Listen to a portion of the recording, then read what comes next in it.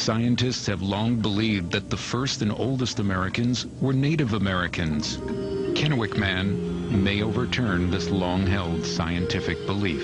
Only 4 days after the radiocarbon date, the skeleton is confiscated by the government.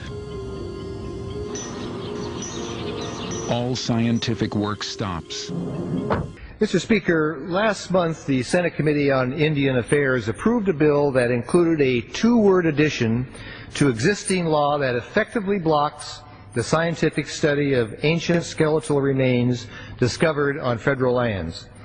This change, tucked into what is being called a technical corrections bill, is very far from a minor technical correction.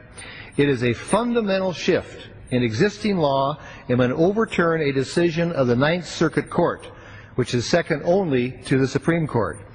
Such an extreme action should not be hidden within a mostly non-controversial bill. In its ruling, the Ninth Circuit Court expressly allowed the research and scientific study of ancient human remains found in the United States. The Senate bill seeks to quietly erase our nation's ability to study our past and the planet's human history. The Tri-Cities community in my Central Washington district needs no introduction to this issue.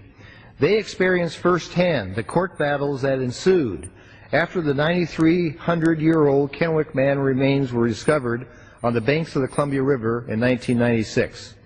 These remains are among the oldest found in North America, and the quality of the remains has the potential to yield researchers greater insight into the early history of man in North America.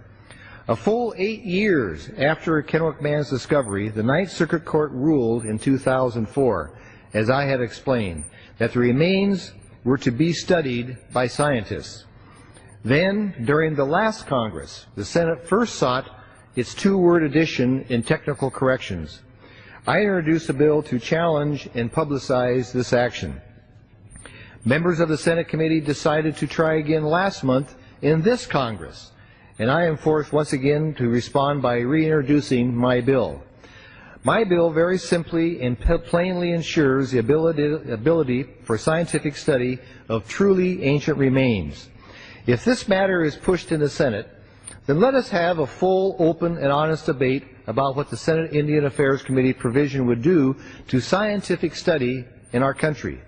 The efforts to quietly slide through such a dramatic change needs to stop, and those who supported it should be explained why and give a justification. So, Mr. Speaker, I hope the introduction of my legislation will help bring balance to what is being done on the other side of the Capitol, and what scientific inquiry is not extinguished through the quiet acts of the United States Senate. And with that, Mr. Speaker, I yield back my time.